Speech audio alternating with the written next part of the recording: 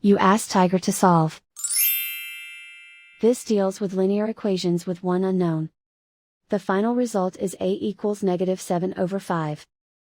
Let's solve it step by step. Simplify the expression. Expand the parentheses. Simplify the arithmetic. Group like terms.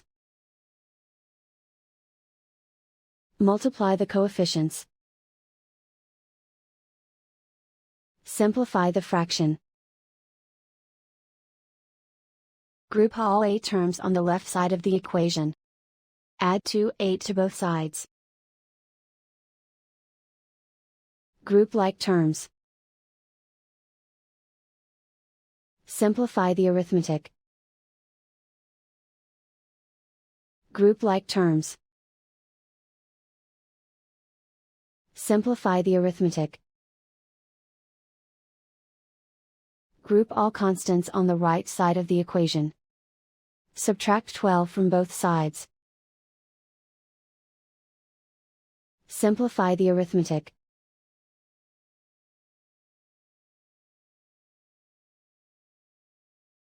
Isolate the a. Divide both sides by 5. Simplify the fraction.